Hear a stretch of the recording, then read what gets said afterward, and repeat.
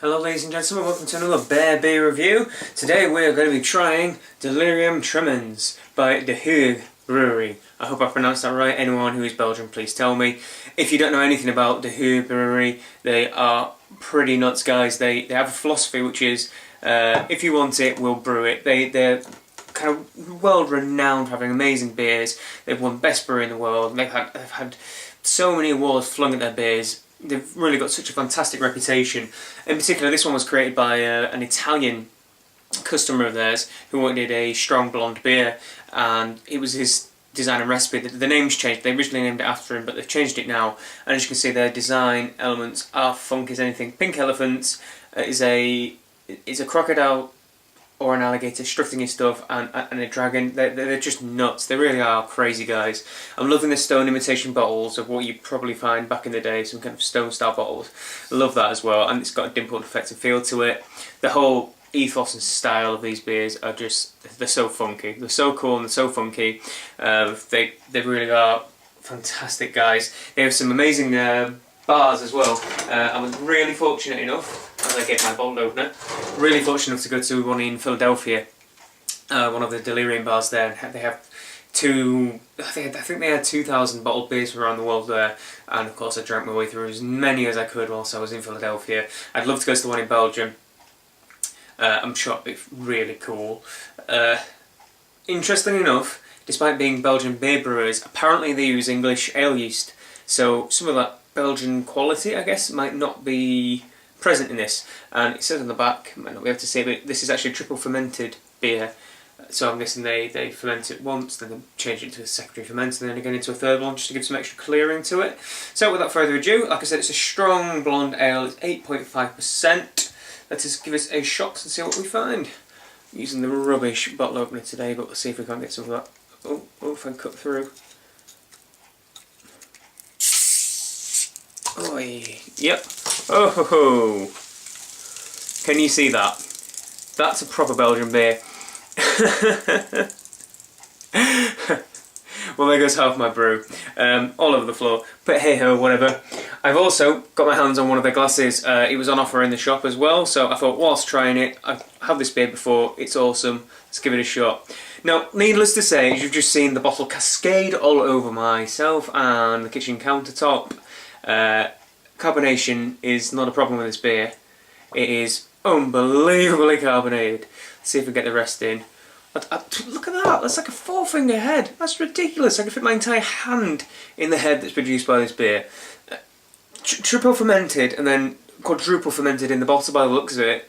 That was nuts. There's only one other beer in the entire world that I've seen this happen with, and that was a friend of mine was racking a cask of Timothy Taylor's Landlord, which again is a notorious beer for exploding everywhere, as has just happened with this one. And that one spewed all over the ceiling and caused the most tremendous mess. It was the most hilarious thing I've seen in my entire life, I might add. So, in terms of aroma, we might as well talk about aroma for a while whilst we're waiting. Oh, I didn't mention colour. It's a cloudy and hazy golden colour. Really nice light golden colour. It's a very typical kind of blonde beer, strong blonde beer colour. Ridiculous amounts of carbonation. Humongous, thick, bubbly head. Looking beautiful, looking beautiful. In terms of aroma, I can smell it because it's all over the kitchen floor, but I'm pretty sure I can smell it even if it wasn't on the kitchen floor. I don't believe them when they say they use English ale yeast, or I don't believe my friend who was chatting to me and telling me about it, because the overall tone of this beer is just Belgian floral yeast.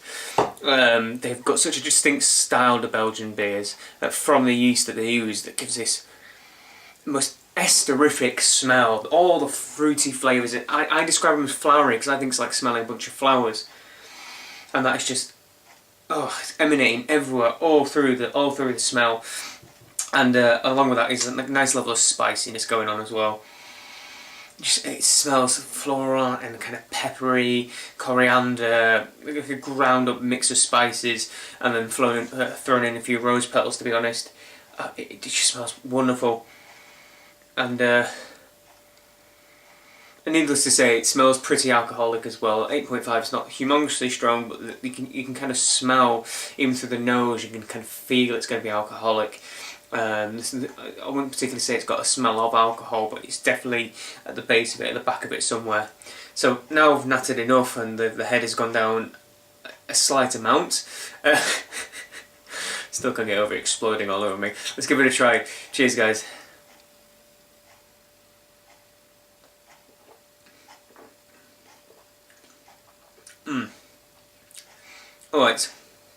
Oh, it's really nice. It's got such a rounded feel to it. All the flavours seem wonderfully balanced, and there is a distinct kick of alcohol, I might add. I can feel it even in the back of my mouth and going down through it into the stomach. Like I said, it's not particularly alcoholic, but it feels it. It's got such a warmth. I always describe it as being it's medium going on thick mouthfeel. It's got a big chunkiness to it, aided greatly by the carbonation in the beer.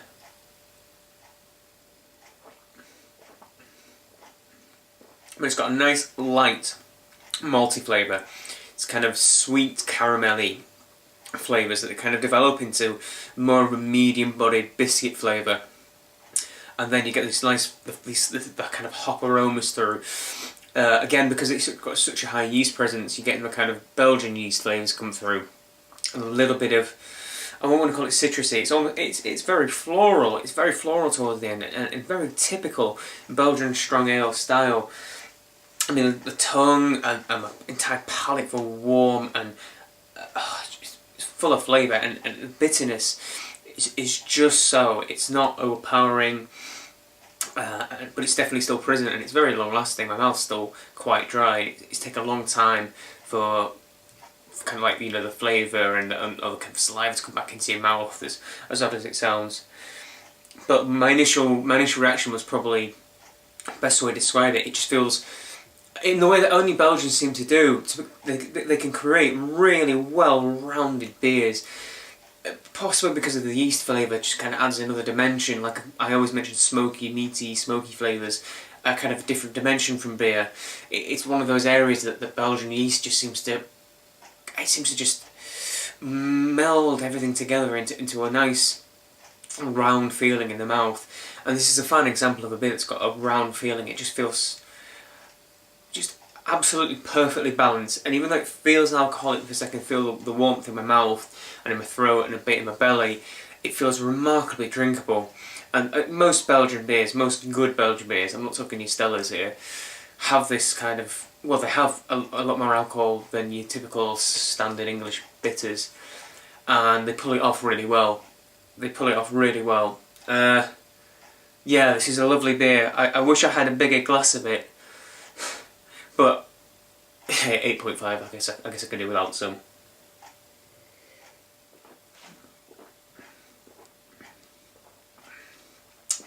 Now I've left it in the glass a little bit longer, I'm getting a bit more of a kind of a fruit juicy flavour.